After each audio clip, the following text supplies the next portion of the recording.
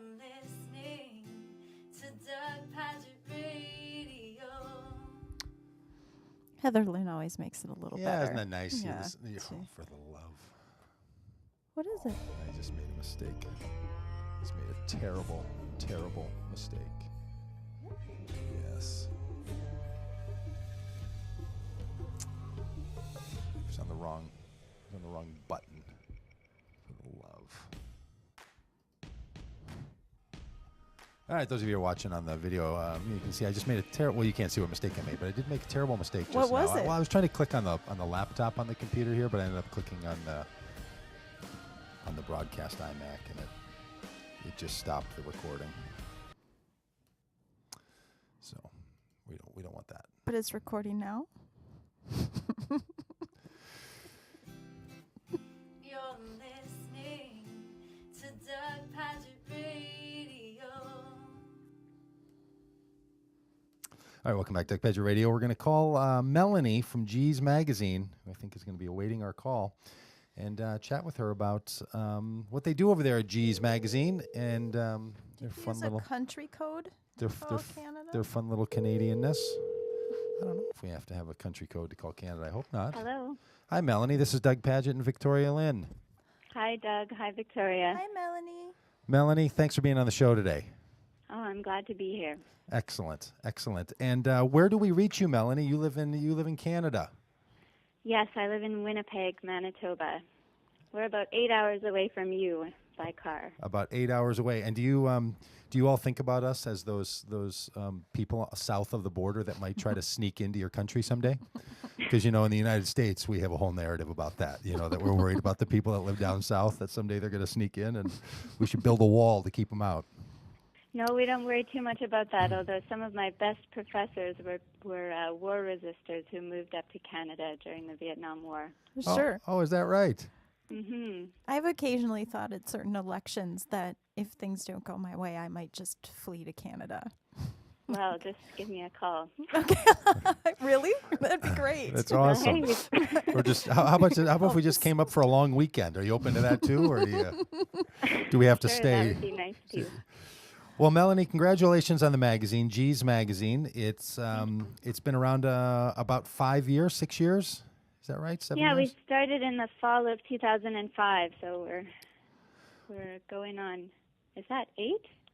Yeah, Years? something like Oh, it that. might be 8 years. Wow. Well, time Melanie, goes for fast. for those of us who don't have the good fortune of being familiar with the magazine already, tell us why you started. You're currently the editor. Were you also one of the founders of the magazine? No, I wasn't one of the founders, so I can just tell you a bit about it. Yeah, brag about what they were up to. What were they trying to do? Sure. Well, I noticed you have a really catchy tagline for your radio show.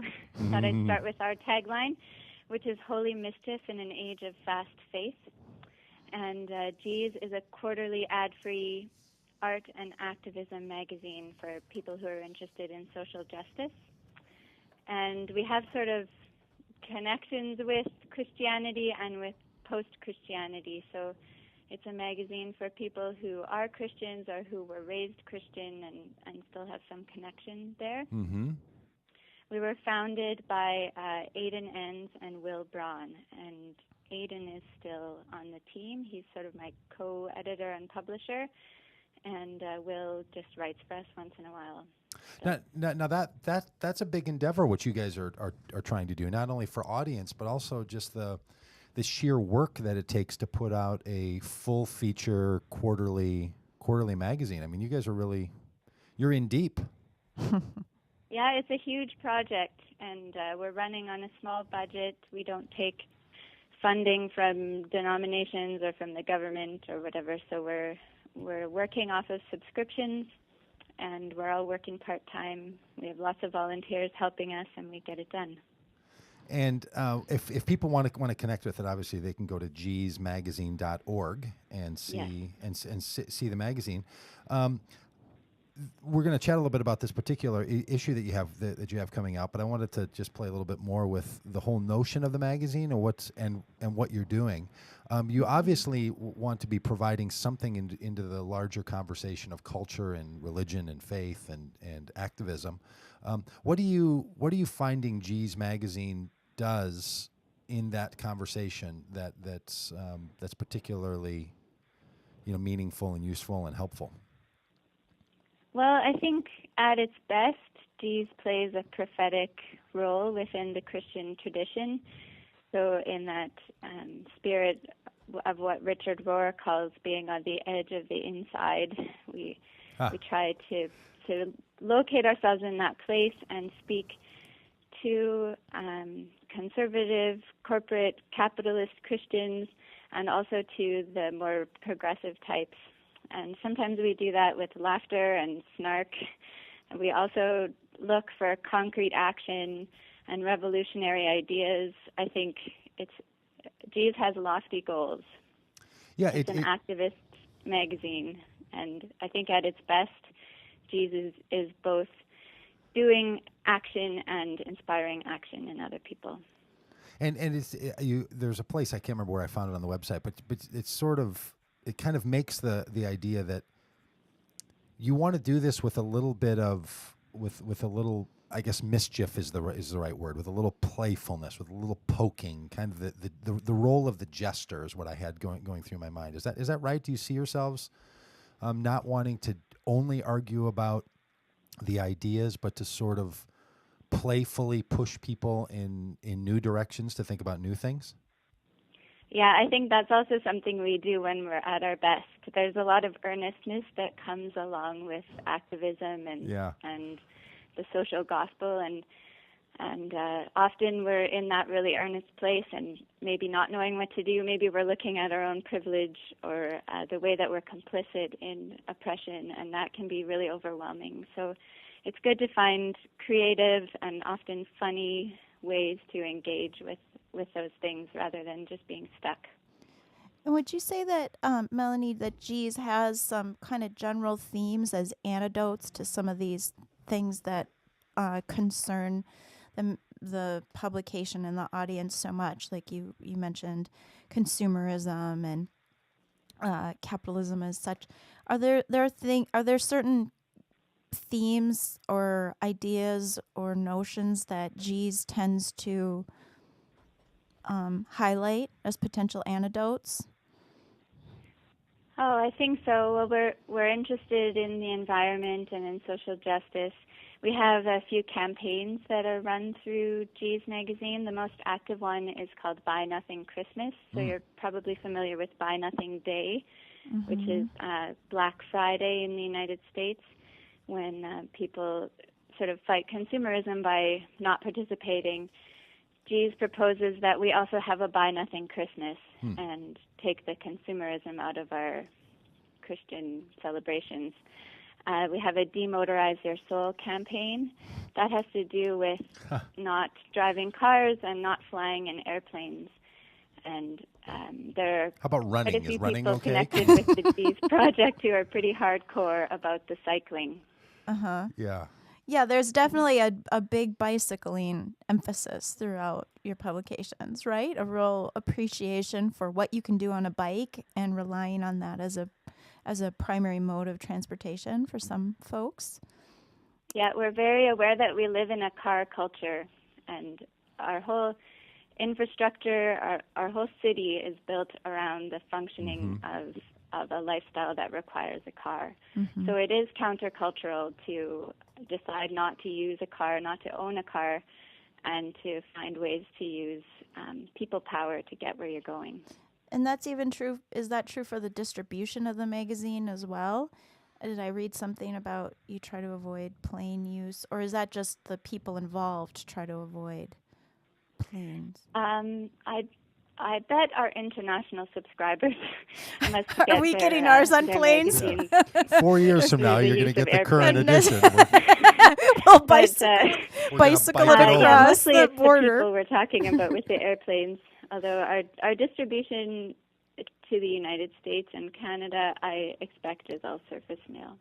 Yeah, I mean, Canada's a big country, and trying to get something from one side of the country to the other. It is. So I want to ask you a little bit about that, how you all are thinking about this, and the role of the prophetic voice inside of a dominant culture, because without anyone's maybe particular intention, we do have a global economy that is built around consumeristic exchange, right?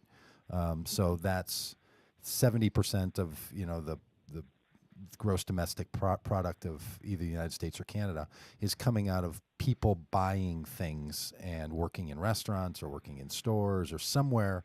And if people don't buy things, then people don't have jobs, and then social unrest happens. So, as opposed to other kinds of systems, but we just have a consumeristic capitalist system. And, we've heard a lot about that in the United States. I'm sure you have in Canada as well. That part of the reason that people are struggling economically is because consumer confidence is down and consumer participation is down, and there aren't enough people buying things. So then people are out of work, and then there's strife, and then there's struggle. So when you all want to push against consumerism, what is it that you're doing? How do you think about what you're doing? Do you really want the cessation or the collapse of consumer culture to move to a different economic system, or do you want people to be more aware that this is how the system works? Or how do you see this? How do you see that? I think, in a way, what we're doing is both. We want to envision a world that is different, and that vision is part of what we function out of, and that means radical change. So when we look at peak oil and climate change, we can see that there is actually a need for radical change in the way that we live our lives so that we don't destroy our planet. I also think that there will be gradual steps that we'll need to take along the way. So I think, in a way, we're embracing both of those things, but the vision is for something radical, that consumer culture is not sustainable, and the concept of infinite growth, where consumers not only continue to buy as much as they have always bought, but buy more every year, is just not sustainable, and the earth is starting to show the strain of that culture. So if people are interested in these conversations, do you all suggest what the alternative culture would look like? Are you going down those roads in the magazine of suggesting to people what alternative social structures in the United States and Canada and Europe and developing parts of the world would look like? Or how advanced does the conversation get in the magazine and the online presence? Well, I think we try to do that. I'm thinking of, we did a sacred space issue, and we had a post-capitalist church. There's a diagram of a post-capitalist church and all of the functions of that building and how a church might function in a way that serves the community. And also we've worked on visioning a post-car city. And I think those are really important things to do. And sometimes we can get caught in the negative critique. And actually, the really fun and exciting part for me is when we can start to envision a different way of living. You also did an issue on anarchy, which was 2 issues ago, which was pretty interesting exploration of a very different kind of system, way of being in relationship and community, coming at it from a lot of different approaches and perspectives, which I found pretty insightful in a lot of ways. Yeah, the anarchism issue was a lot of fun and really challenging for me. I bet it was tough to organize that issue. Pardon me? Bet it was tough to organize that issue. Well, actually, there's a really active network of Christian anarchists, especially in the United States, called the Jesus Radicals. Yep. I'm sure you know them. I do. And they contributed a ton to this issue. Great. So we were chatting earlier about a couple of things that we wanted to get to before we talk about this current feminist issue. But sure. One of them was the name Geez. In sort of Scandinavian derivative culture here in Minnesota. Oh, geez, is sort of a it's a giving up. It's a bit of a complaint kind of phrase. It's not like the gee whiz kind of thing. It's about oh geez, like that. And it's also a replacement for not saying Jesus, Right. as a swear word. Where did you all get the title for the magazine, and what function does it have for you? Well, I wasn't around when they chose the name, but from what I've heard of the stories, yes, it definitely comes from the kind of swear word. It's borderline okay to say geez. Yeah. And I have young children, so some of my kids' friends aren't allowed to say that word, and we had to just lift that ban in our house so that it could work here. Yeah, so you can talk business, right? There's another magazine called Heeb that does something similar, although I'd say it's more pop culture-y, and that's related to Jewish culture. Oh, interesting. So I think there is kind of a sheesh in geez. Mm-hmm. The way you're describing the way people use geez in Minnesota sounds like the way we would use it here too. Like, geez, I'm so embarrassed by those Christians who give us all a bad name when they act that way.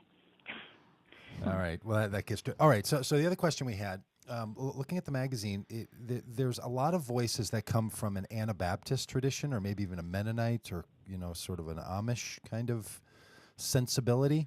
Is that is that the case, or are we just sort of overreading that? And is there some interest in what can be learned from those religious traditions? Our two founders are Mennonites, Oh, they and are. several of the people working in the Geez Project are connected with the Mennonites. I myself am only kind of loosely connected, but I think Geez sort of strives to speak to a wider audience than just the Anabaptists or the Mennonites. Although I have noticed our last two columnists, we've been trying out some guest columnists, and they both were pretty particular to the Anabaptists in their writing.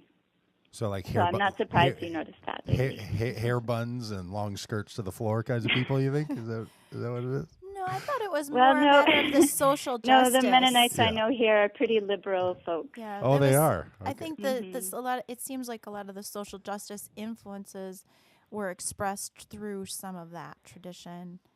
And maybe it was those columns in particular where we were those guest writers where we were kind of hearing a little bit more of that flavor of that tradition. Yeah, it could be. And we're also really inspired by the Catholic workers. And we've just started in the past couple of issues to have a sort of update on the Catholic workers in each issue. And one of my favorites in the new feminism issue is written by Shannon Blake, and it's about having grown up Catholic and the way that being able to relate to relate to Mary when the male deities disappoint, how that has been helpful for her. Oh, that's interesting. Okay, so we'd like to chat with you about that.